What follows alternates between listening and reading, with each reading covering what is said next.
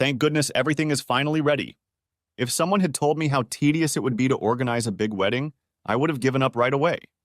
But, as is the norm in such cases, the ugly truth is revealed gradually. And most often when it's too late. I was already married, and happily married at that.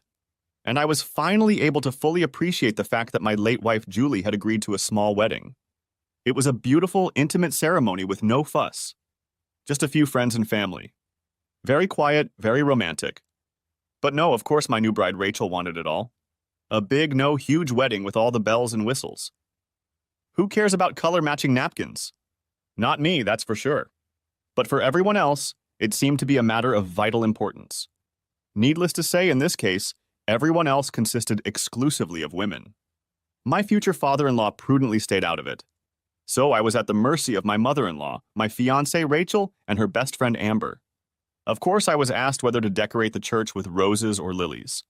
But everyone seemed to think I was incompetent in such matters, which was pretty close to the truth. From time to time, I tried to object by mentioning my wonderful, humble ceremony with Julie, but my concerns went unheeded. Heck, those remarks even elicited openly hostile looks from me for some reason. Yes, I was already in love. Deeply, completely in love. And I lost my beloved wife to some freak accident. But did that mean I should never mention her again? Declare her persona non grata? Deny her existence? I don't think so. Rachel had always known about my past, and Julie was a part of me and always would be. However, after feigning interest in an endless number of small decisions for a few weeks, I felt we deserved a break. Everything seemed to be settled and things seemed to be on track. Even the non-worldly issues of the type of umbrella to protect the bride in the event of a sudden rainstorm and the type of car to take us from the church to the party had been resolved. I felt that the only unresolved details were the possibility of a surprise nuclear strike and the color of ABC's protective suits, but I prudently kept silent about it. All in all, everyone was happy with the progress of the preparations, and I felt that only one thing still needed to be urgently addressed. This was a reunion with the woman I was planning to marry soon, who seemed to be a little distant from me by then, which I considered to be a consequence of the stress obviously caused by the wedding preparations. Rachel recognized from the beginning that I had a past with Julie and helped me conquer my demons. She pulled me out of the deep depression I had fallen into and brought me back to the world of the living. She was even sympathetic to the fact that I sometimes inadvertently called her Julie when we made love, which I think happened less and less often. Over the months, I had grown to love Rachel, perhaps even as much as I had loved Julie before. Although she was very understanding, she forbade the removal of several pictures of Julie from my house after the move. She was also very sensitive when I suggested that she dress more like Julie, so I left the issue alone for a while. We argued about my desire to keep some of Julie's knickknacks and her desire to redecorate the rooms. It wasn't easy, but we both knew it wasn't going to be easy. But in the end, we got through it and found a way to live together. Our happiness and love grew day by day until I finally decided to propose to her. Yes, she said yes. But to my surprise, she did so after a terrifyingly long thought. It was very unexpected and a little disappointing. She had pursued me so hard and relentlessly that I thought it was what she had dreamed of. But she just stared at me with a blank expression on her face for what seemed like hours, but it could only have been seconds. Yes, Alex, I do want to marry you. But what? Alex, some things around here don't come easy to me. What do you mean, Julie? She just looked at me with a pained expression on her face. Oh, shit. Rachel. I meant Rachel, of course. Alex, you're a great guy. And I know you've been through hell. I also believe you when you say you love me. But I'm afraid you love more than one woman. Rachel, please believe me. I'm just too used to the name Julie. I love you. I love only you. She burst into tears and threw herself into my arms. Yes, Alex, I will marry you. But please don't hurt me too much, okay? I won't, Rachel. I won't. It wasn't my finest hour, but I hoped that my little misstep wouldn't affect our relationship too much. After that, a slight shadow seemed to hang over us, but the real reason was unclear to me, as the stress of preparation soon began to take its toll as well. My plan was to bond with the now somewhat bitchy Rachel by spending an unexpected wellness weekend with her in the north. Her mood had been steadily worsening during the preparations, and although she had been very busy, it didn't seem to please her at all. Anyway, everything was ready now. All that was left was to get married. And I really hoped that my unexpected weekend would turn out to be a success. I was determined to avoid mentioning Julie at all costs, as well as the details of the wedding. Ooh, Alex. At this point, I even got a kiss, which was a pretty rare occurrence. A romantic wellness weekend? Oh, honey, that's so sweet. Thank you. She seemed delighted, and I suddenly realized how tense I had become, clearly afraid of being rejected again. But my surprise turned out to be just right. Oh, that's great. Just what we needed to repair our strained relationship. Yes, I've been there before. The hotel is very nice. It has a great spa. Julie especially liked the seafood restaurant. You'll see, it's going to be absolutely marvelous. Damn, I mentioned Julie again. I cursed myself, but Rachel didn't react in any way, only throwing me a quick, odd look. We arrived at the hotel early, and despite the bad weather, everything was just perfect. The hotel was very nice, the spa looked wonderful, and our room was just perfect. We're going to have a great time here, I thought, getting closer to each other again. We're going to mend our relationship, and it won't hurt to get laid in the process. Wow, this room is gorgeous, Alex. Yes, when it clears up, you can even see the lake from here. It looks very romantic. Oh, how nice. How do you know? I've been in this room before. Oh, you've been here before? Well, yes, I've been here. With Julie, of course, but I successfully avoided mentioning her this time. Oh, still, she looked a little stunned. You asked for this particular room? Yeah, I like that. I see. She looked a little annoyed, and I was starting to get a little annoyed myself. Why did I have to deny my past with Julie? Rachel must have known I loved her, so why was she so insecure? Was it such a big deal to use the same room I used to occupy with my late wife? She held fond memories, and I saw nothing wrong with that. The weather deteriorated quickly, and shortly after we arrived, there was a massive snowstorm. Michael, the nice guy at the front desk, informed us that we would be stuck in the hotel for a few days. Not that I didn't care, on the contrary, it seemed kind of romantic. Besides, I wasn't planning on leaving our room that often. Just to fulfill our most basic nutritional needs and to relax in the spa from time to time. I was even glad that any active vacation was no longer possible. More romantic time for us, I remarked to Rachel. For some reason, she seemed less enthusiastic. I just hope I can get back to work on time, she replied surprisingly abruptly. A faint warning bell of bitchiness rang in the back of my head. Let's grab a bite to eat, shall we? They have a great restaurant. Good. I asked the waiter to find a particular table, and we were lucky. It was free. Don't tell me you were sitting at this very table with Julie? Yes, there's a nice view from here. Maybe I should wear a wig? A wig? Yeah, and dress like Julie, maybe? Rachel, don't be ridiculous. Alex, this has to stop. You knew about my past all along. Yes, but I'm not going to relive your life with her. I'm more than willing to create new memories. But I don't want to relive what you experienced with her. I'm Rachel. I'm not some replacement for Julie. Rachel, this is who I am. Julie is a big part of me and my past. So I have to share you with another woman for the rest of my life? Divide me? Well, I don't think so. I want to. Well, I can't change that. Now I was a little upset. If you see it that way, then yes, you will have to share me with my late wife. You knew how much I loved her. Well, if I have to share you, you better watch this, Buster. Maybe it will teach you something about sharing a spouse, she exclaimed loudly. I could see that she was having a hard time with this, and that perhaps I should have been more diplomatic. But it was a sore spot for me too, and before I could say anything else, she left the table. There was a buffet for lunch at the hotel. Rachel went there, and after a while I decided I'd better follow her, talk to her, and reassure her. She was way ahead of me in line, and I saw that a handsome, large man was clearly interested in her. He spoke to her, she laughed, he touched her hand, she lightly placed hers on his hand. They looked almost like a happy couple. I'm not prone to jealousy, but it was a little alarming. I felt my pulse quicken slightly. Could this be some kind of revenge? I watched in mild amazement as they continued to get along just fine. They joked and put food on each other's plate, giggling like teenagers. After their plates were filled, they chose a small table for two. Goosebumps ran down my back. What was she thinking? I finally made it through the line, grabbed a chair from a neighboring table, and sat down at mine. "Hi, I'm Alex, Rachel's fiancé," I said, extending my hand to him. The asshole didn't even acknowledge my presence, let alone look in my direction or take my hand. I yanked it away, which elicited a giggle from Rachel. That had hurt. Hell, she was deliberately trying to hurt me. "Rachel, what are you doing here?" I was starting to get seriously annoyed. People around us began to notice what was happening. It was getting quite embarrassing, but we had to do something. Rachel decided to join his game of completely ignoring me. They both seemed to be having fun and kept talking about inconsequential things. I stayed at their table out of sheer stubbornness.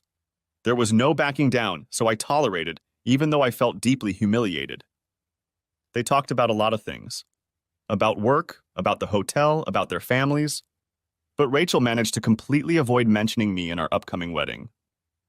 "You are such a wonderful woman, Rachel. I'm so glad we met here. And I can't believe you're here all alone. Danny, I find you very attractive too. And I'm glad we're snowed in. I believe we're going to have a wonderful time here." "Rachel!" shouted I loudly. Everyone looked in our direction, but I didn't care. They were still quietly ignoring me. Not the nicest way to treat your future husband, I thought, becoming furious. After a while, Rachel even leaned across the table and kissed him on the lips. Everyone around them gasped. It was painful. It was very painful. I was in physical pain as I witnessed it. I am not prone to violence, so I had no way to physically prevent what was happening. I also didn't want to leave them alone and retreat in defeat. But she would definitely get an earful when we were alone again. "Rachel, if you'd rather stay with me, you'd better stop this silly game right now." "Danny, why don't you show me your room?" "I think it's a little noisy in here." Even that jerk Danny seemed a little surprised by her boldness. But of course he didn't mind in the least. They got up and left, leaving me stunned. Finally, seeing no other options, I went to our room, feeling the stares of the entire restaurant on my back and being utterly humiliated. I could hardly physically force her to be faithful, could I? If she decided to leave me, there was nothing I could do about it. But at the moment, I was too stunned and hurt to think about any long-term consequences. I sat in my room for a while, trying unsuccessfully to read. I was furious, hurt, saddened, disappointed, and above all, utterly helpless. In addition, I had serious doubts about the marriage. Finally, my numbed brain was able to form an idea. I asked Michael, the nice guy from reception, to give me Danny's room number. He was sympathetic, but said he couldn't tell me the room number, even though it was 107. I changed into warm clothes and walked around the outside of the hotel. 107 was on the first floor and visible from the outside, as Michael had informed me.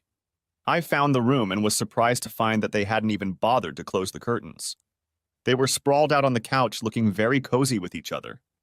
But at least I was relieved to see that they were fully dressed. I took a picture of them with my phone. It was getting darker and darker outside, and the lights came on in the room. After a while, they saw me standing there looking in. Rachel gasped at first, but then visibly relaxed and pointed at me.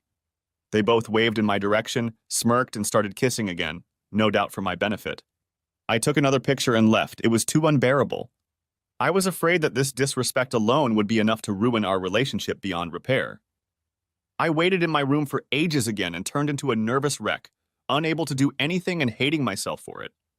I would have preferred to be strong and arrogant, but unfortunately I still loved the bitch. Late that night, I walked into the restaurant and saw them sitting there. They looked like a couple, hugging, kissing, having a good time. I took a few more pictures before I decided to order room service food for dinner to avoid further humiliation. I was expecting her to come to our room after dinner to make up, but in vain. Around 10 p.m., I went to check on their room again. This time the curtains were closed, but there were more than enough gaps to peek inside. The lights were burning dimly and I could see that they were kissing again. I tried to stay calm and look at what was happening as if it didn't concern me. This way I hoped I could get more pictures without having to throw up or run away. That plan went down the drain when I had to witness them start having fun. I somehow managed to keep taking pictures the whole time, even though I was going crazy. It was freaking cold though, and I was starting to freeze.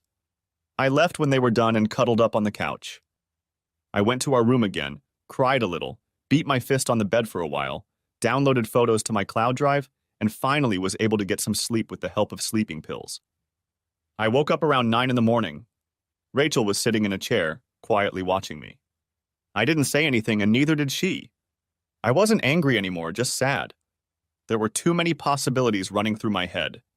It could have been my wife. We could have had children. It all disappeared in a matter of hours. She didn't even look remorseful, I thought. She looked quite content. Either she was completely unaware of the consequences for our future, or she didn't care.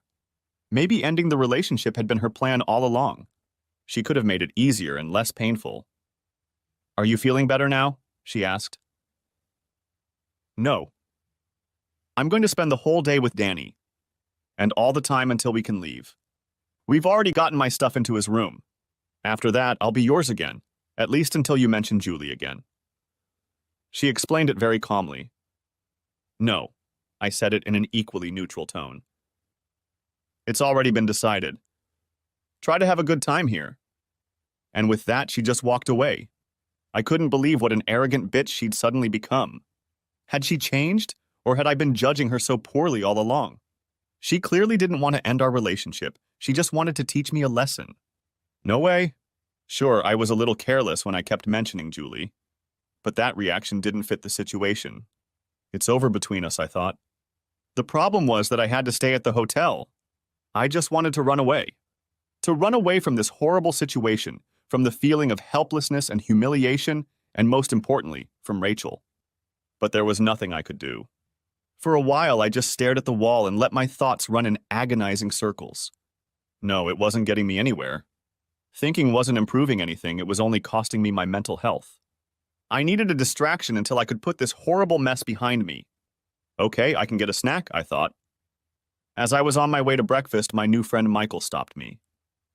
"You don't have to put up with this. I've lived here a long time, I know the weather. The roads will be open for a very short time today.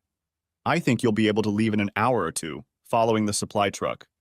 We won't tell other guests about this opportunity for safety reasons. But you will be able to handle it in your four-wheel drive vehicle. Around noon, the next storm will start. Then the roads will definitely be closed for another 3 or 4 days. Like I said, you don't have to put up with it. I strongly advise you to leave." He seemed genuinely sympathetic. "Thank you, Michael." I meant it and gave him a good tip. I felt like he just saved my life. Every second I spent here was undermining my self-esteem more and more. The mere possibility of escape made me feel better. I packed my things, checked out, and waited in the car for the delivery truck to leave. It had cleared the road a little and could tow me if I got stuck. But I made it to the highway without the slightest problem. The drive home was interminable. My brain was still trying unsuccessfully to make sense of what had just happened, and my mood was as bad as the weather. One thing was clear. There would be no wedding. I would cancel the whole thing. This whole mass of pointless decisions made absolutely no sense. It made me feel good. No one will ever know if dessert was really appropriate for a winter wedding. I stayed in our hometown mainly because of Rachel. I had much better job offers in other regions, including one very good offer in San Francisco. It was painful for me to turn it down, but Rachel insisted on staying close to her family, and I accepted. Now I could see if the job was still available. I felt almost relieved. After the horror I had been through, I felt a sense of freedom. New possibilities were opening up in front of me, a whole new life. And for the first time, I felt like I had really dodged a bullet. I wasn't married yet, and I could just walk away without any punishment. But on the other hand, I hadn't proposed to her for nothing. I loved the damn bitch, I really did. But her act at the hotel made breaking up with her surprisingly easy. Just thinking about recent events was enough to burn away any feelings of remorse that threatened to surface. I knew the pain would come, but right now I had to try to focus on my future. At home, I immediately canceled all wedding reservations. The hall, the caterer, the DJ, everything.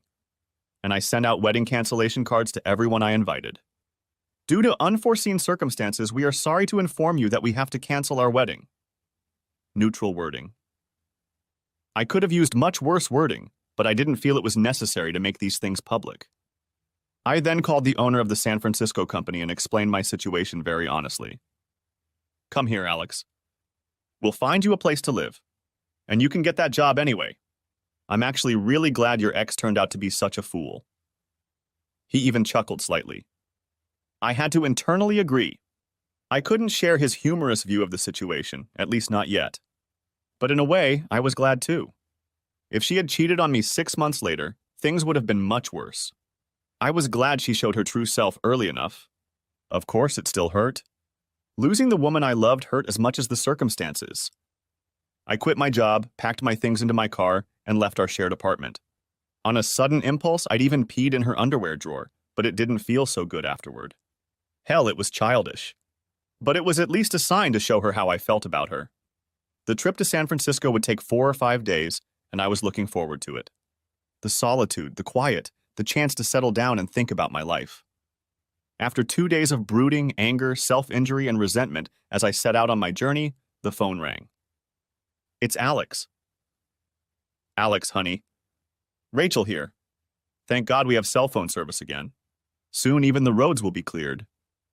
I didn't answer anything, being too stunned. All the resentment returned. Why did I even answer the phone? I had nothing to say to her. Damn, I should have checked the caller ID first. I couldn't believe how calm she seemed. Alex, are you still there? Yes. How's it going? Not very good. Me too. Alex, honey, did you cancel the wedding? My parents called me. Yes, of course. What did you expect? That I'd marry you? Really? Alex. Please.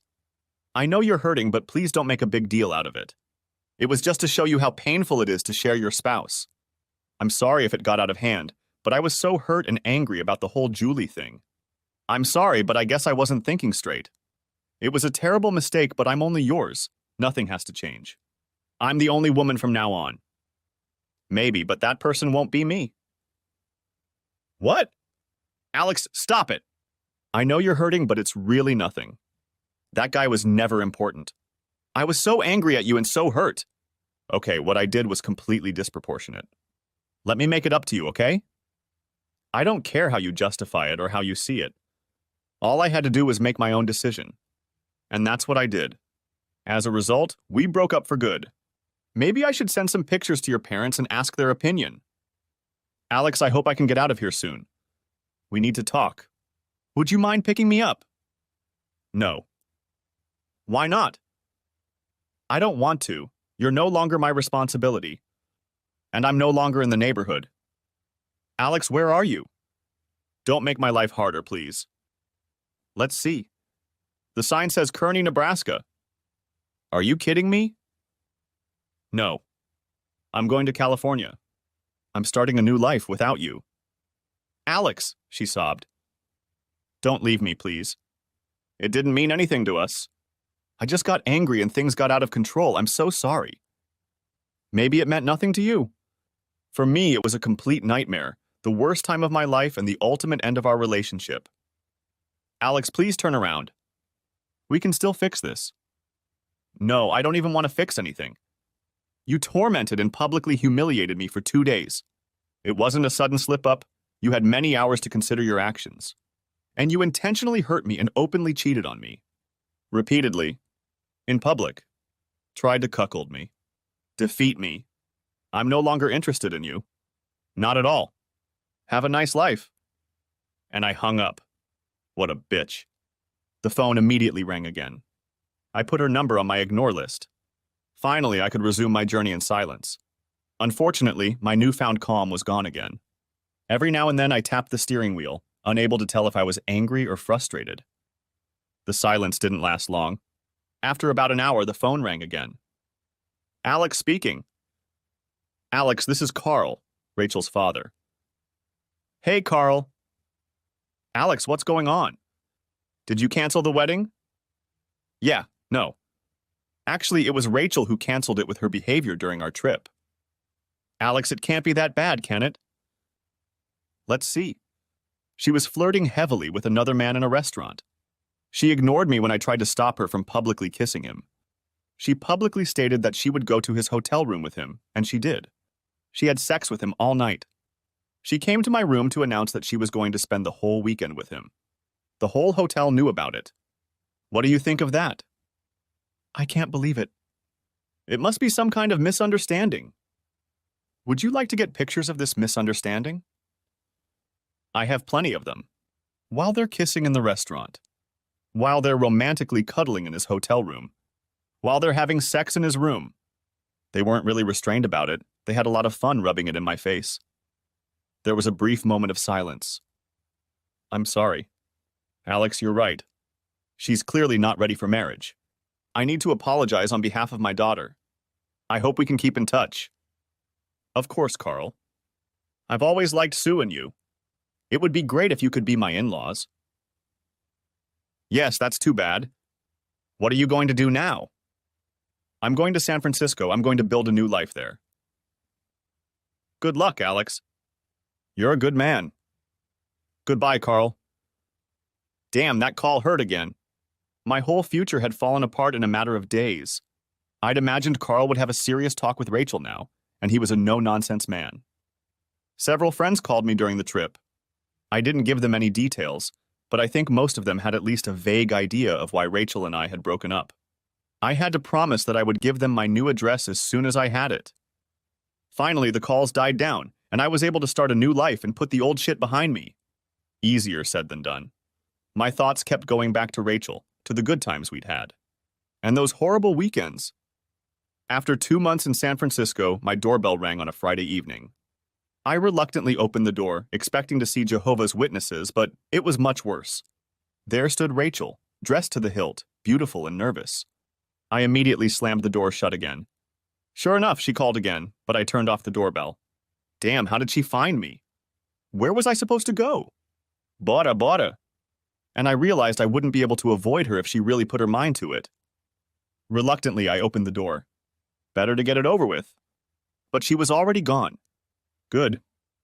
I woke up at 9 in the morning. It was my damn doorbell again. In my sleepy state, I walked to the door and opened it. It was Rachel again. I silently stepped aside and let her in, resigned to my fate.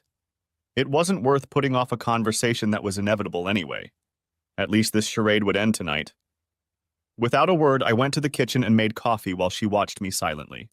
I silently handed her a cup and took one for myself.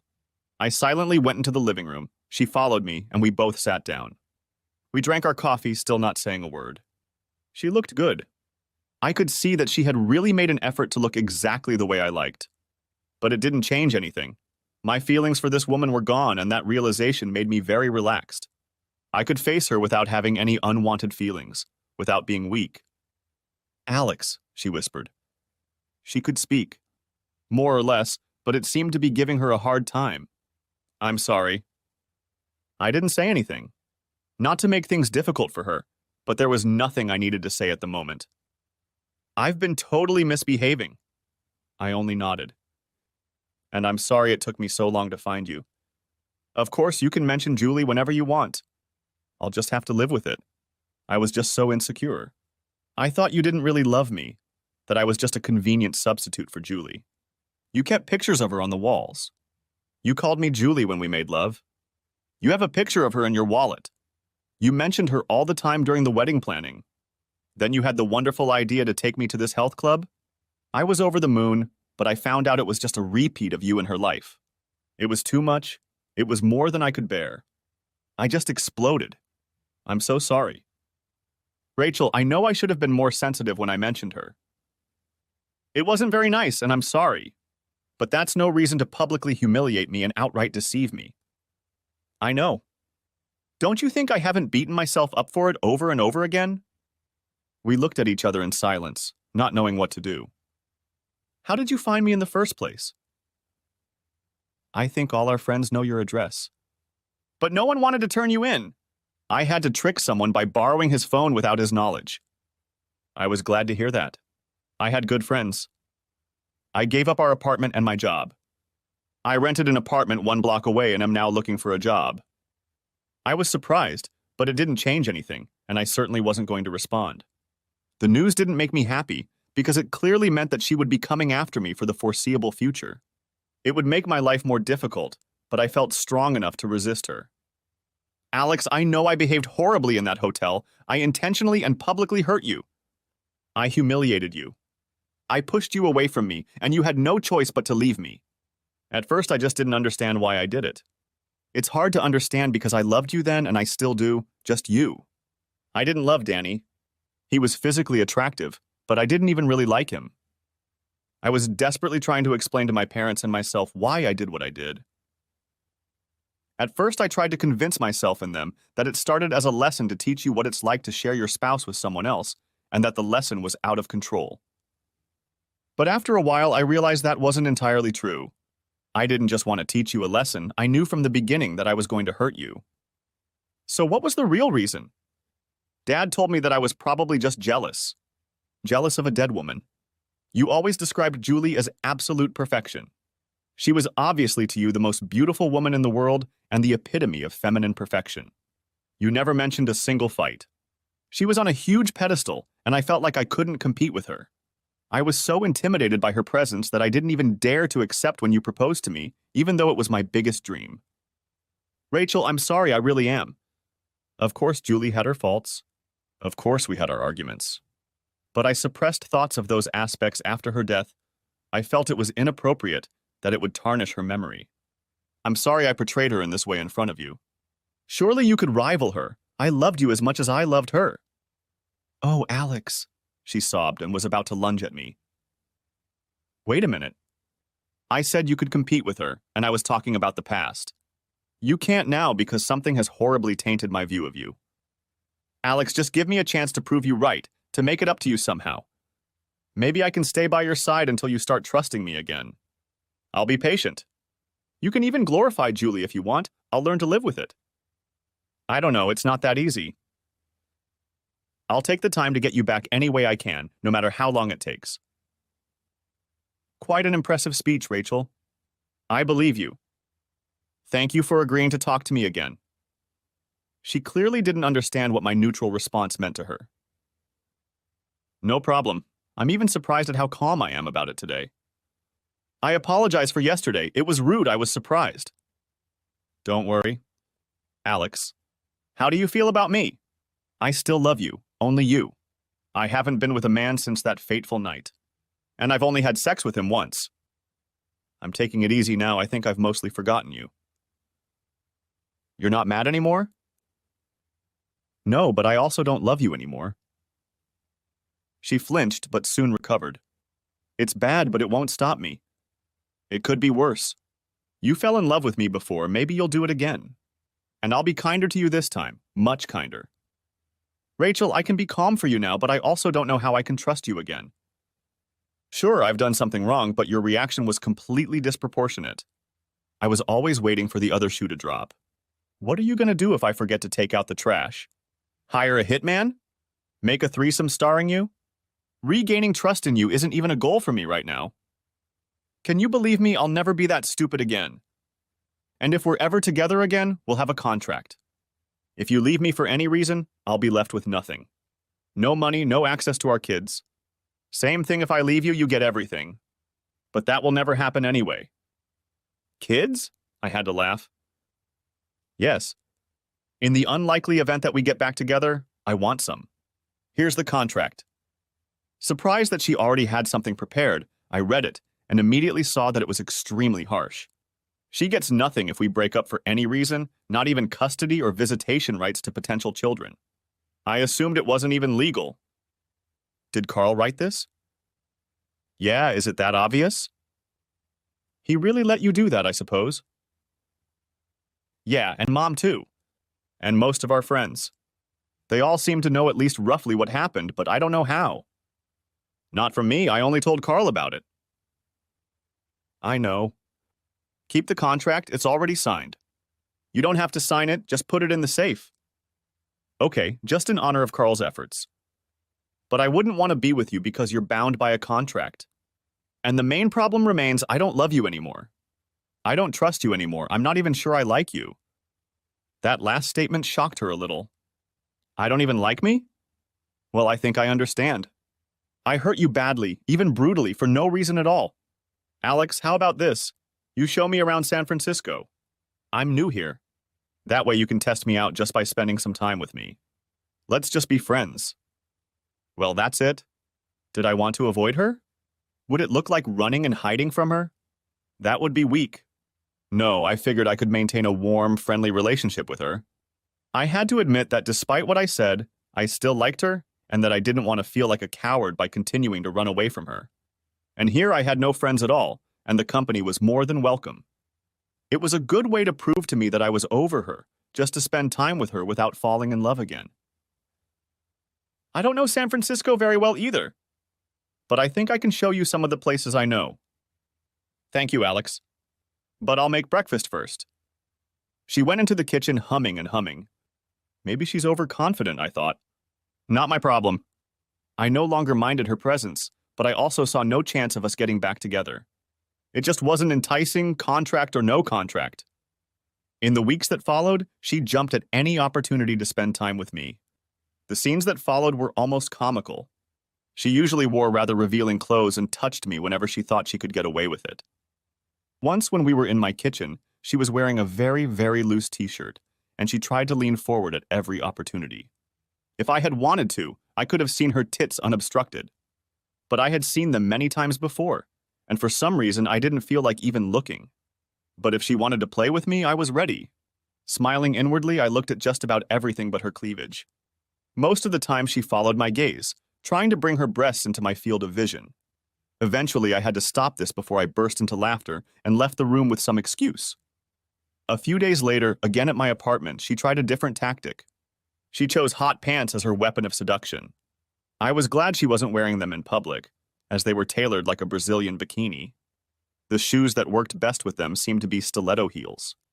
And she spent most of that day looking for some sort of thing at ground level, leaning forward and away from me, keeping her legs straight. You seem to be looking for something, Rachel. Is there anything I can do to help you? What? No, I'm fine. I just thought I might have lost my earring around here somewhere. I see. I barely contained my laughter again. The next day we went shopping, and she was all over me. I think I could count on the fingers of one hand the minutes when her breasts didn't touch any part of my body. But of course I pretended not to notice. For me, it was a lot of fun. But I guess for Rachel, it was frustrating as hell. She was clearly hot for me, and I kept rejecting her and her charms. It was probably starting to hurt her ego. I didn't want to torture her, but I wasn't going to sleep with her just to make her feel better. She had decided to get me back the cheap way, and if it didn't work, it wasn't my problem. I felt sorry for her, but giving up would be much worse. It would only fill her with false hope. As a couple, we were done. Wearing a loose t-shirt or short hot pants wasn't going to make a difference. She wasn't happy about it, of course, but she was smart enough not to complain or jeopardize our fragile newfound companionship. A few weeks later, Rachel and I were sitting in my living room. By then, her seizures had subsided a little. Alex, when are you planning on finally entertaining me again? She asked in surprise. What? Of course, I always knew that's what she wanted. But she surprised me by asking it outright. She must have known her reasons well. You can have me, you know that, of course. Just for relaxation, no strings attached. Just sex, not love. I'm clean, free, and on the pill. Ah, Rachel, I don't know. I had absolutely no idea how to gently let her go. She was certainly a beautiful woman. If she hadn't been Rachel, I wouldn't have thought twice. But unfortunately, she was Rachel. The same Rachel who had coldly told me, "It's already decided. Try to have a good time here." While I was deep in thought, she pulled off her sweater, which I thought was unfair. I was relieved to see that she was wearing a t-shirt underneath. Surprisingly, it had large text on it and said Alex's girlfriend. I was still dumbfounded as she, smiling, turned around to show me her back. Same text, just as big. Whoa! Nice, isn't it? Yes. My answers were a little sluggish. The blood had almost left my brain by then. I bought 20 of each and I plan to wear them all the time. A t-shirt I plan to proudly display to everyone. I know. It's not really true, but I want to state my purpose. Rachel, things can be a little more complicated between us. I know I can't get off that easy. But I wanted to show you my commitment and keep the competition out. But I need your consent to wear these things in public. If I do, I'll need to take you back. Yes. Her eyes lit up and I felt sorry for her, but I couldn't help it. That's impossible. Let's just be friends, okay? Her expression changed immediately. She looked at me with watery eyes, but tried to be strong. Okay, Alex. I'll do whatever you need me to do. I'm sorry I brought it up. I didn't mean to push. I'm sorry too, Rachel. I'm surprised that I can spend casual time with you again, but that's all I'm willing to do. I see. Wow, what a disappointed woman. Her face actually lowered when she heard that. Alex, I have time. I have no other plans for the rest of my life. I will continue to work on getting you back. I only sighed. I couldn't think of an appropriate answer to that question. I didn't want to hurt her. I didn't want revenge. I didn't want to stop her from moving on by continuing to ride a dead horse named Alex. But I also didn't know how to stop her from dreaming further. That's how we lived for a few months. Rachel definitely wanted more, but carefully avoided the pressure. Her hopes were obviously high, but I was determined to avoid any real relationship with her. I even told her so, but it didn't seem to dampen her efforts. Then my life took another unexpected turn. I got home late at night and was annoyed to find that the damn light was out again. I was trying to find my way in the almost total darkness when my foot hit something soft. Cursing myself for not thinking of it sooner, I finally used the phone as a flashlight. There was a small woman curled up on the cold floor. Sorry, I didn't mean to kick you. Well, not too smart, but what else could I say? No reaction. Hello? Allo? Still no response. Damn it, what now? I couldn't leave her lying on the cold concrete floor, could I? Unable to think of anything better to do, I carried her and her small backpack into my apartment. I was amazed at how light she was. She was pretty dirty, but under her long, slicked-back blonde hair I could see a pretty face. She seemed healthy, but she was sound asleep. So I decided to carry her into the guest bedroom, covered her with blankets, and went to bed myself. In retrospect, my reaction was a little odd, but I was dead tired at the time, and in my foggy state of mind it seemed like the best solution. I woke up slightly confused because it was still dark. It was weird. I usually slept soundly until the damn alarm clock gave me my daily heart attack. And it definitely wasn't the nasty thing that woke me up. It was more like something more pleasant. Extremely good, actually. Get away from me! I don't even know you! Yeah, that's exactly what I should have said. Yeah, is what I actually said. So I was protesting? No, not really. I should have. It was irresponsible and dangerous to have sex with a stranger. But you can't always do the right thing, and in this particular situation I just stayed silent. It was over as quickly and unexpectedly as it had begun. She just disappeared silently into the guest bedroom in total darkness. I wondered briefly if she was even human, because she seemed to have some sort of night vision ability. But before I could think about it, I was sound asleep again. Maybe it was just some kind of weird dream. The next morning I heard her humming softly in the shower while I was busy making breakfast. She was very thin, too thin for my taste, but she had a very pretty face and a nice smile. The situation was a little tense for me, while she seemed quite relaxed as she seriously emptied my food supply while humming along. We hardly spoke at all and certainly didn't say a word about the previous night. Finally, she just got up, went to the guest bedroom, got dressed, and walked to the front door. My brain was about half a mile behind current events. Thanks, you're a really nice guy, she said simply, and disappeared from my life as quickly as she had appeared. What the hell was that? Have I become a bit slow, or have events just sped up a bit? I realized that I had just had sex with a woman without even knowing her name, which was completely out of character for me. Had I turned into some kind of male slut? No, I still had the excuse of being taken advantage of in my exhausted and sleepy state. I looked around the guest bedroom and found it looked very neat. But when I emptied the trash can, I found a needle that sent a chill down my spine. Oh shit, I thought. I'd just slept with who knows who. Unprotected. What have I done? My spontaneous visit to the doctor yielded the result that I had not contracted any STDs that could be immediately detected, nor was I pregnant. However, some tests would take some time. I vowed to henceforth turn my brain on before sexual activity. Of course you did. Of course, Rachel kept pushing, but to her immense disappointment, I still didn't want to be more than a friend. I just couldn't imagine being at her mercy again, like I had been back then, in that damn hotel. Sure, she saw things differently, but she was well aware of who had messed up and who would walk away in a millisecond if she applied too much pressure. So she wisely kept her ideas about marriage, kids, the dog, and the fence on a pretty thin level. I think we both enjoyed our time together. I still found her physically attractive, but the burning love I had once felt seemed only a distant memory. A few months later, we were at my apartment and were just about to have dinner when the doorbell rang. "I'll get it," Rachel said and jumped to her feet. This was always a big deal to her. She always wanted to answer the door and answer the phone. It was her way of asserting herself, asserting that she was still my woman. I, on the other hand, saw things differently, but saw no need to elaborate. I realized that I was using her to some extent, keeping her close to me, enjoying her friendship. She kept hoping for more, and I never fully clarified that her quest was completely hopeless. She probably suspected this and was probably in a lot of pain, but her determination never faltered. After all these months, I was still perplexed. She was beautiful and could have had a better relationship with any other man. But she was stubbornly determined to win me back. I snapped out of my thoughts, turned around and saw my mystery junkie standing in the doorway. She looked as thin as ever.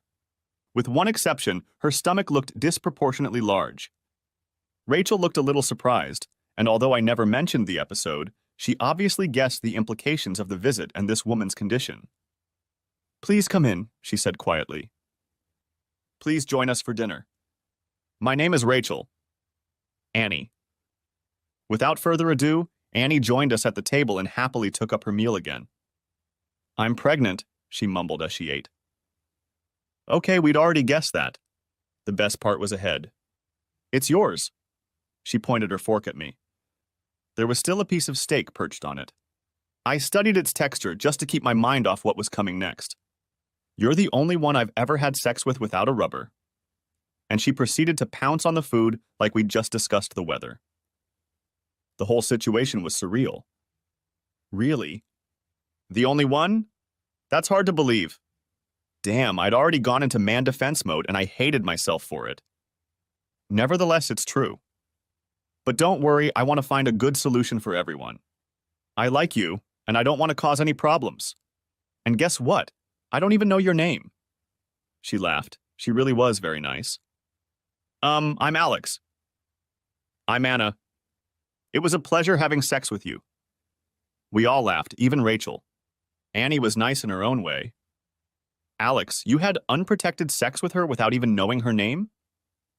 Rachel said this completely nonchalantly and impressed me with her calm and accepting demeanor. Yeah, I guess so.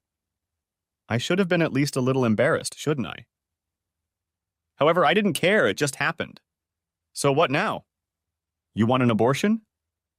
No, that's no longer possible. I could do it as long as it was just a clump of cells. But Alex, I've already seen it. I've seen the ultrasound scans. Alex, we're talking about a human being now. It's just not possible. I can't kill my baby. She's my daughter. I just nodded. I could understand that. Rachel surprised me by seeming very happy with the situation. No problem, we'll adopt him. What? Said I. It wasn't the first shock of the evening, but it was the first that made me drop my fork in surprise. Somehow the speed of change in my family was too much for my poor brain. Shut up, Alex, this is a woman's business. This was supposed to be my baby if I hadn't screwed it up. Hi, I said. I think I have a vote too. But I was barely noticed. Rachel had already decided to deal with it. And to be honest, I was secretly grateful for that, because I had no idea how to handle the situation. You're an addict, right? How the hell does she know that? Yes. And the prostitute? Yes, but only with a condom. I'm healthy, and that's how I'll know who the father is. I still don't know why I had unprotected sex with Alex. I think I was overwhelmed by his responsiveness. No one had ever helped me like that before, and I was very grateful to him and still a little high. Always with condoms? That's why I'm still alive, I thought, inwardly chastising myself for being so careless. Okay, then you can't raise a child anyway. I don't know. But anyway, we can't have you taking drugs during pregnancy. It could harm the baby. Yeah, you're right. The problem is, I've been on the big H for a while now, and it can't just be turned off. I've tried time and time again. I want to stop, but I may not be able to do that, even to protect my child. I'm afraid, I don't know really. I might not be strong enough. My life is completely screwed up. The joyful mood faded away. Annie was on the verge of a breakdown. Rachel looked worried, and I just felt devastated. Mine too. Anyway, keeping you away from drugs will be Alex. He's a father after all. You'll be living here. He'll make sure you stay clean while you're pregnant, and I'll stay in the background while you get off the drugs. After that, I'll adopt the baby and you'll be free to do whatever you want. I was impressed with Rachel's willingness to adopt this child to solve my problem, make amends, and get me back. Still, I wasn't thrilled to be drawn into a relationship with her in this way. Anna was as thoughtful as I was, but she came to a conclusion quicker than I did. You may be right about the drugs. I would never forgive myself if I hurt my child. I've done enough damage to myself. She doesn't need to suffer. Okay, deal? Rachel held out her hand. Yes, Anna agreed, and my fate seemed sealed. Of course, being a man, I immediately got up and, well, I put the dishes away. The girls were discussing what to do with their plan and my life. And I was even glad of that, since I didn't have enough brains left to make the hard decisions at the moment. It turned out that Anna had been ordered to sleep in the guest bedroom, and Rachel had claimed her share, staying in my apartment during the day as often as she could. I still wasn't sure how to feel about Rachel's suggestion that we were going to be a couple again, but I kept my mouth shut for now. I'd screwed things up with Annie, and in that moment I was grateful to Rachel for helping me out. The next morning, we all moved Anna's things from her. Well, how should I put it? Some sort of living quarters to my place. Anna's previous apartment was a place where I would never have parked my car under any circumstances. Wow, your life has been pretty shitty, huh? I asked her. Was? Sounds like things are going to change. Yeah, it's been shitty. And it's about to get worse. Hey, I'm not that bad. Have you ever heard of cold turkey? You're not talking about food, are you? Funny. She was completely serious. No, just read about it, okay? And then you better get your guest bedroom ready for it, because I'll be climbing the walls soon. Expect a lot of vomit. So yeah, my life has been crap and it's going to be a living hell. Hopefully my daughter will appreciate it someday. Our daughter. What? Really? Tears suddenly came to this sturdy girl's eyes. Our daughter, you are not alone. We did it together, literally. Oh, Alex. Thank you. She jumped into my arms and hugged me tightly, looking warily at Rachel. Do you still have vacation left? I can take unpaid leave. For how long? 2 weeks, I think. The first 3 days will be the scariest. What can I expect? Only the good stuff. You'll really get to know my feminine side. I'm going to run. I'm going to throw up a lot. I'm going to sweat like a pig. I'm going to shake like a leaf. I'm going to scream at you. I'm going to try to claw your eyes out. I'm going to try to escape. And most of all, I will hate you. Fine. And that's exactly what happened. Twice she almost ran away from me while I was emptying her bathroom. I had a lot of scrapes and bruises. The room would have to be completely renovated. She yelled at me a lot, and I was glad no one called the police. But we made it through the first 3 days. By then, I was familiar with all of her bodily functions, and none of these experiences were even remotely erotic. And so I sat on the floor by her bed, exhausted, looking at the vomit-smeared, trembling ball of misery curled up in a fetal position, and asked myself what exactly I had gotten myself into. As I tried to wipe her hair with a rag, I realized that this was not a noble act that anyone would remember with fondness. I certainly didn't feel like a knight in shining armor. I was just a dirty, tired, hungover guy helping a shivering and sweaty anorexic woman I'd thoughtlessly impregnated. At least I hardly noticed the smell of vomit, sweat, and shit anymore. The whole procedure was awkward, disgusting, and mostly just depressing. And I was really tired. Her sleep cycle was extremely erratic, and as a result, so was mine. A few hours later, she was on her feet again and paced restlessly around the apartment. She looked like a caged tiger. Okay, the worst is over. I need to be alone now that I'm clean. I'm going to take a little walk. I'll see you around. I was still standing in front of the door. Alex, there's nothing wrong with me. Seriously. I just need to be alone for a while. It can't be, Anna. 2 weeks? Then you can leave here. Alex. Let me go! She suddenly screamed. No, Anna. Alex, please, I need this. Just something to soothe the pain. After a second, she switched to pleading. Anna, let's go get you something to eat, okay? Okay. Her surprisingly obedient tone really fooled me. After a few seconds, she tried to run to the door, but luckily she couldn't open it. It wasn't even locked, but pulling it would have been much easier than pushing it. After that, I remembered to lock it. Even in her loopy state, it seemed safer. A few days later, she looked much better. Her eyes were clear again, and she seemed to have regained her composure. In addition, she was no longer sweating and shivering as much.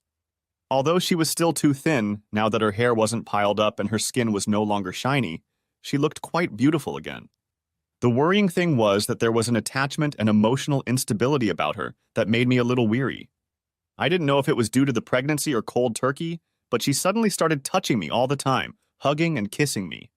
At least when she wasn't sitting in the corner, sobbing or laughing. I couldn't completely avoid her emotional roller coaster. When she was sad, it hurt me. When she was silly, I usually joined in. When she was clingy, I enjoyed the closeness of this pretty woman. And when she was suddenly aroused, you can guess what happened. Suddenly, we were in bed together and having sex again. It was amazingly frenetic, full of need and desire. I hadn't realized my desire for this little woman until now. But I really needed to possess her. And I was sure she felt the same way. The only explanation was that her withdrawal period and all her vomiting, shitting, screaming, and yelling had somehow glued us together. I still realized I was having unprotected sex with a prostitute again, despite my vows to never be that stupid again. But at least she couldn't get pregnant again. And surprisingly, I never felt like I was with a hooker. She was pretty shy, actually. And she even cried a little afterward and clung to me like a burdock. I didn't mind, not one bit. We sat on the bed afterward, me feeling satisfied and still a little surprised. Well, I guess you don't hate me so much anymore, right? Don't be too sure, mister. That was still my bad side. Wait until you see me in a good way. No, seriously, I think I've really gotten over my demons now and I'm starting to think clearly again. No, I don't hate you that much anymore. Actually, I never hated you. You were just trying to help me and our baby, and I'm grateful for that. She smiled cheekily. She was very charming, and she was getting prettier every time. If she kept this up, I was going to have to fight guys off with a stick. Wait, what? Why do I have to protect her? Did I really think she was my woman? I decided to solve this problem with a proven tactic called procrastination. The weeks that followed showed the Spencer family to be very relaxed. Annie and I got to know each other surprisingly well. Being sick and being yelled at seemed to have a strong bonding effect. The fact that I was finally rid of my role as prison warden helped a lot too. We grew closer every day, laughing a lot and having sex. I even noticed a few looks in my direction that may or may not have been longing. Yeah, to be honest, I was starting to look at her the same way myself. Of course, Rachel still visited us regularly, and since she watched us like a hawk, the changes didn't escape her notice. Alex, you two aren't developing some kind of love relationship, are you? I'm not sure, Rachel. We're certainly starting to get closer. She looked completely shocked. Alex, don't do this to me. I feel like I'm so close to finally getting you back. Don't let me lose you to that junkie, okay? Rachel, you know that. Yes, I know. I'm not claiming a share. You can do whatever you want, but you surely know that I still haven't given up hope. Alex, I'm going to keep fighting for you. I won't give up even if it takes decades. I just sighed and let the question go because Annie walked into the room. I knew Rachel was having a hard time, but I realized that I was now starting to think of Annie as my girlfriend, and I was definitely a one-woman man.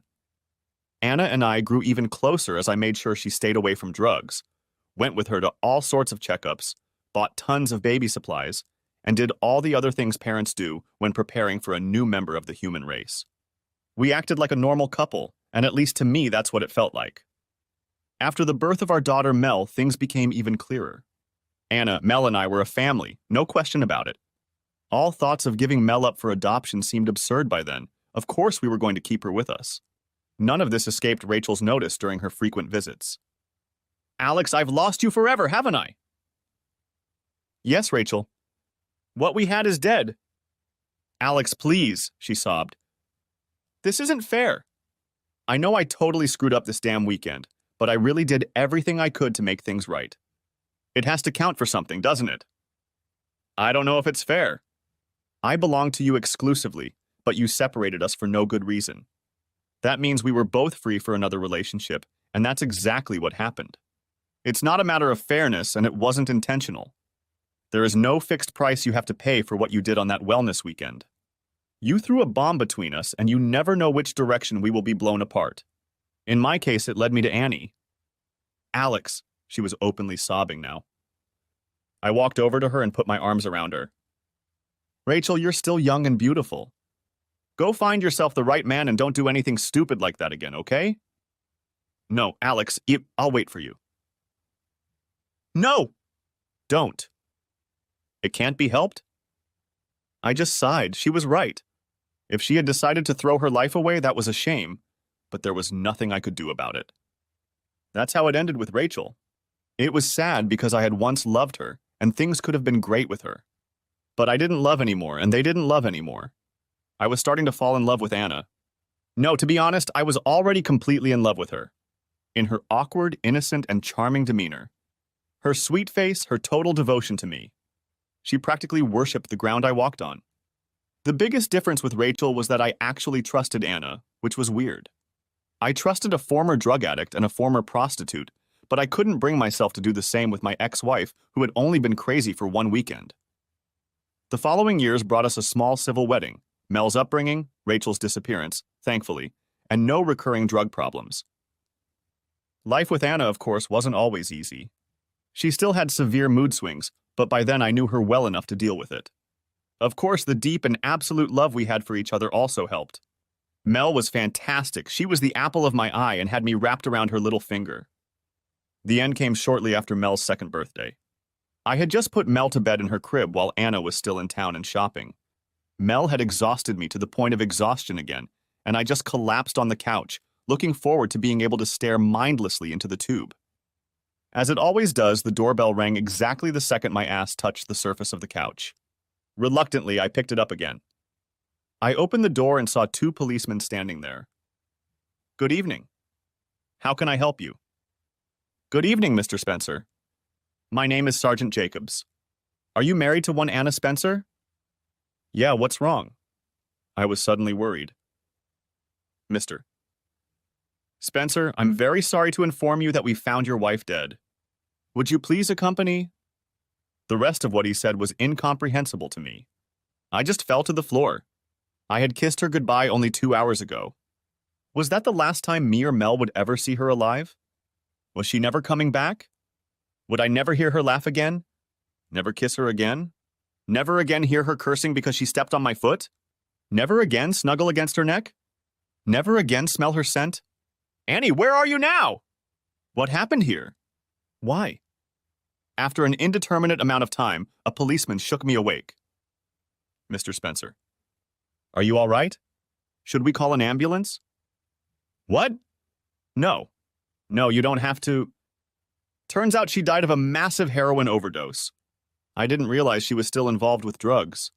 One of the police officers told me he knew her. In a brusque, nonchalant manner, he told me that she worked as a part-time prostitute. He knew she was an experienced drug addict, too experienced to have made such a huge dosage error. That such a load would kill an elephant. They were sure she'd killed herself. I was shocked. I had no idea. I realized I hardly knew this woman. She was leading some kind of double life. Within days, I was completely shattered, unable to work and struggling to care for my daughter Mel. A week after her death, I was sitting on my couch again, staring mindlessly into the tube, crying from time to time, feeling homesick and completely unable to cope with the situation, emotionally and practically. Mel was crying again, which was the norm at this point. The loss of my beloved Annie had not only devastated me, but had led to practical problems. My vacation was quickly coming to an end. I needed to go back to work soon. How would I be able to take care of Mel, my daughter? I had no parents to rely on and no other relatives in the neighborhood. A babysitter? Can I hire someone? Could I trust someone? For some reason, most of the people I chose to trust have deceived me in one way or another. Yeah, Anna did that too, come to think of it. She loved me, of course, but in her own way, she was always deceiving me. Led a double life of prostitutes and drug addicts while I was at work or on a business trip. For some reason, left me and our daughter alone without a single parting word or explanation. Ding dong. Yeah, that might be the right way to deal with my sadness. Turn it into anger. No, man, that's cheap. She probably had her reasons. She was too weak and couldn't fight her addiction. Ding dong. And either she was being blackmailed or she just lost hope of turning her life around. She must have been desperate, not wanting to leave her daughter behind. No, I couldn't be angry with her. She was a good person, just too weak for this world. Ding dong. I realized that my doorbell had been ringing for quite some time. Damn it. I had to do something about it, right? Ding dong. Mel was crying too. What could I do? I had just tried to feed her and failed again, rocking her to sleep. I just couldn't handle this alone. I felt overwhelmed by the new situation. Ding dong. Okay, what now? The door or Mel? I had no idea what to do about Mel. The door, on the other hand, promised a clear plan of action. Walk up to it, open it, see who was standing there. I could do that. And I did it. And I immediately regretted it. No, please. No more complications in my life. It was hard enough as it was. Not Rachel, please. No, was all I managed to mutter. Boy, you look like shit. I'm so sorry, Alex. That must have been awful. She just held me for a while. Strangely, I didn't feel anything. Sure, 2 years is a long time. But this was the woman I almost married. She betrayed me in the most horrible way. Shouldn't I have evoked at least a little emotion when I saw her for the first time in years? I felt awkward and indifferent, but maybe I was just exhausted. She didn't seem to notice or mind anything. Finally, she let go of me and carried the large bags she had brought with her past me to Mel's room. Hey! I closed the door and obediently followed her, too tired to do anything about it. She picked Mel up off the bed, rocked her a little, and hummed a quiet tune. Wow, I was impressed. Mel began to calm down. After a while, she seemed to be completely satisfied, which amazed me. Rachel carefully put her back in bed and covered her up. Then she simply walked into the kitchen, as if she was the hostess here, and began unloading her bags. She started preparing food for Mel. How did you... I've read all about it. What? When? When I found out about Anna's death. I knew right away that you were going to be in trouble, Alex. She told me this completely nonchalantly while she went about her current business. But she kept throwing quick glances in my direction, which told me that she wasn't as calm as she tried to appear. Do you still live in this neighborhood? Of course, I've never moved. And to answer your questions, no, I'm not dating anyone. Yes, I've been watching you. No, I haven't had a man since that damn weekend when I ruined my life. Now she turned to face me. Yes, I still love you. There were tears in her eyes as she practically ran out of the room. I followed her into Mel's room and watched as she gently rocked and fed her. Damn, why wasn't Mel crying anymore? Usually when I tried something like this, the whole neighborhood needed hearing aids afterwards. What's your plan? Alex, I'll take care of you. I'll always be there for you, always. I kept in the background so I wouldn't interfere with your marriage. But now that you're in trouble, I have to step in. That's quite a statement. This woman had clearly decided to dedicate her life to me, which was nothing short of astounding. Was it love? Or was she just feeling guilty? Could anyone feel guilty enough to behave in such a loveless manner? I mean, waiting patiently for 2 years and then immediately rushing to the rescue? Those 2 years must have been hell for her as she watched me date another woman. Take care? What do you mean? I quit my job. You what? How else can I take care of you and Mel? You need a full-time nanny. And Mel, too.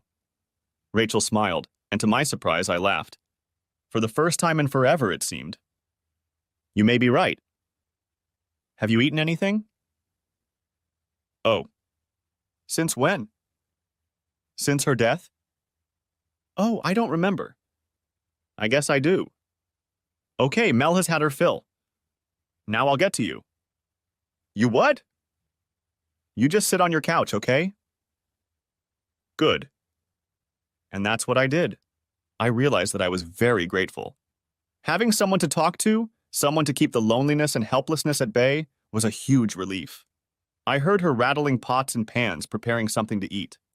After a while, she reappeared. Are you feeling better? Yes, less loneliness. And you're right. I need a babysitter. Thank you. But what about your job? Alex, for 2 years now I haven't had a life. I haven't gone out anywhere, hardly bought anything, just lived in my little apartment. The only thing I was spending money on was the gym. You? At the gym? Yes, I wanted to see. Well, I'll explain that later. Yeah, I can see that now. You look really good. Thank you. Anyway, I've saved up a lot of money for such an occasion. So now I can live for almost a year without working. I think we'll decide before then what to do next. Oh, yeah, that was my reaction. Talk about someone feeling like a float and not knowing what to do or say. Yes, oh. I'll take care of you. In a year, you'll know what to do with your life. Maybe you'll find a new woman. Maybe you'll consider other options. She smiled slightly. Oh, I have to take care of our dinner. The dinner was delicious, and I thanked her profusely again. Afterward, I had a strong desire to fall into bed and sleep for at least a week. Oh no, mister. You don't go to bed without taking a shower. And brush your teeth, okay? Yes, Mom. For that, I got a light kick in the ribs. But I knew she was right. My body hygiene had not been up to par lately. Stepping out of the shower, I found my bed freshly made. Anna had been the last one to make it, I realized sadly. Climbing under the covers under the care of a benevolently smiling Rachel, I began to think about Anna. I couldn't shake the thought that our love might have been a complete illusion. Is it possible to love someone you only partially know?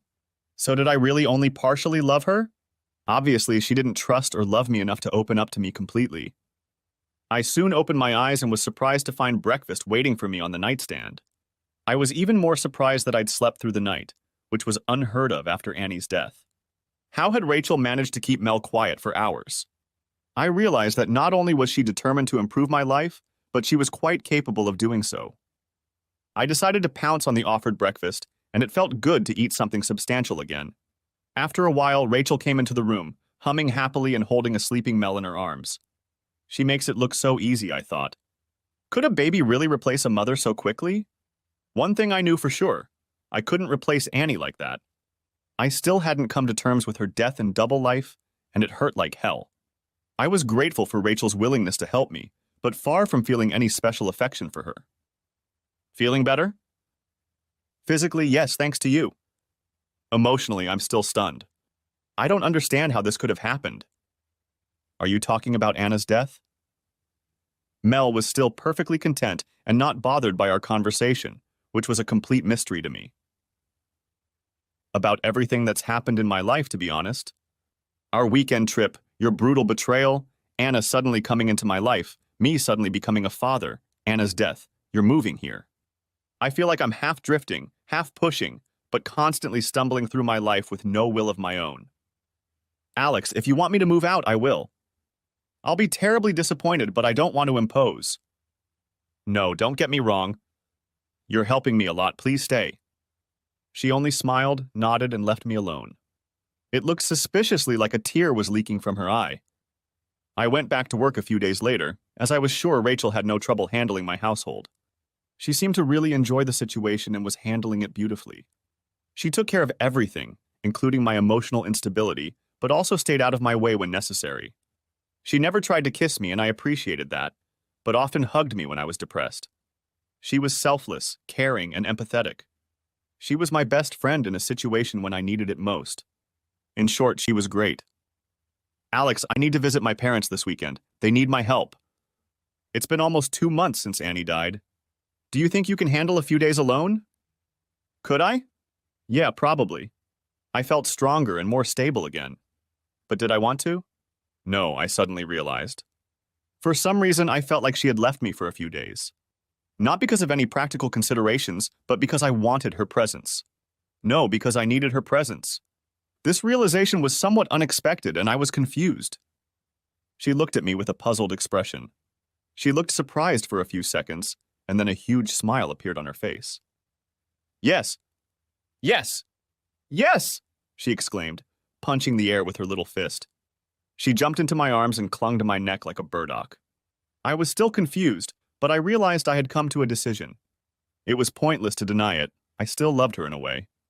It was just that the feeling was slumbering, being buried under all the hurt and stress. She felt invigorated enough to give me my first real kiss in years, and I was amazed that it was exactly what was needed. Was she still my woman? Had she been all along? And what about Annie? Was she just a replacement? Or was Rachel just a replacement now? Did it matter if everything was as it should be? Probably not. Finally, she let go of my neck and began to drag me toward the bedroom, making more and more short bursts of joy. And I realized I was smiling broadly, too. Suddenly, everything in the world felt good again. The sex that followed was a little awkward, but we didn't care. We were both just happy to be reunited and snuggled together for a long time, her tears wetting my breasts.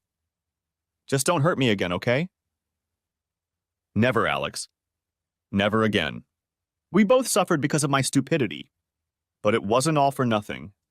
We had a beautiful daughter, and you're going to have a better Rachel than I could have been back then. I promise you I'll be the best friend you'll ever have. Good. So we have a deal? You go to your parents' house for the weekend, but don't stay a minute longer.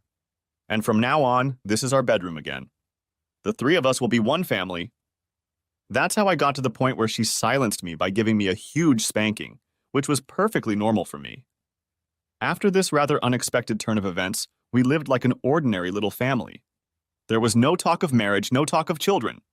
Mel, of course, called Rachel Mommy. We decided not to tell her the truth until she turned 18, or maybe not even tell her. It wasn't necessary, we were happy as we were. Alex, you know I'm totally in love with Mel, don't you? It happened out of the blue. We were sitting on the couch, Mel was asleep, everything was fine. Why did she ask such a profound question now? Of course. I looked at her expectantly. There was no doubt about it. I love her like my own child. I know, yes. And I'm very glad you know. Yes. But someday I'd like to carry your baby too. I was so jealous of Annie in that. I've been thinking about it for a while. Well, why don't you do it? She still stayed home to care for Mel. We pooled our funds long ago and lived on my income. What? To my surprise, she reacted quite emotionally, jumped up and looked at me with tears in her eyes. She looked almost frightened. What was going on here? Why can't we have another baby if that's what she wants? I was a little embarrassed by her violent reaction because I didn't see it as a problem. We were already living as a family. Well, what's the problem, Rachel? Do you trust me enough to have a baby with me? That's a good question. Really? Yeah, no problem. I realized I trusted her again. She had proven herself many times in the past. Yeah, I know. Oh, Alex. And here she was again, Rachel with the burrs. She pressed herself against me and sobbed. I was still a little puzzled by her reaction, but it felt good. Thank you, Alex. Rachel, calm down. I appreciate you asking first and not trying to trick me. No, she interrupted me. I would never do that. Yes. I know. And I did know. Anyway, let's do it if you want to. How much do you want? Let's start with one thing. I need to get the pill out of my system, but we can start practicing right now. That's what we did. Our meal was finished. Today I insisted on cooking and I did my best. Candles, white tablecloth, 3 courses. Rachel was pleasantly surprised, but a little nervous during the meal. I didn't usually do this and she was beginning to suspect something. I had to act fast if I wanted to keep the surprise. I walked around the table and dropped to a knee while her jaw dropped like a stone.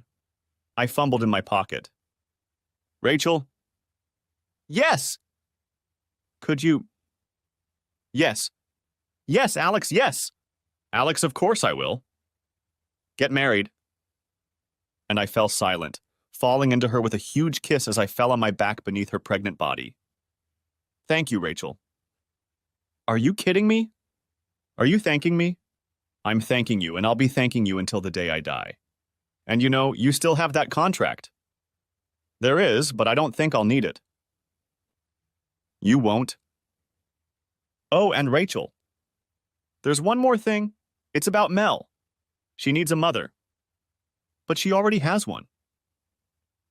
Yes, but not legally. Rachel just looked at me and, to my surprise, started crying. God, you'll be lucky today, she managed to say between sobs. And for the rest of your life. And I did. So we're back in the present. I'm lounging by the pool in the backyard, and my beautiful wife keeps casting longing glances in my direction while I play with our son. The wedding was small, and just in time to witness it to an overjoyed father before he lost his battle with cancer. Before the wedding, I waited in vain for any sign of a recurrence of the madness. Rachel knew exactly what I was thinking and just smiled. It's not going to happen, Alex. Not this time. I've learned my role. She was right.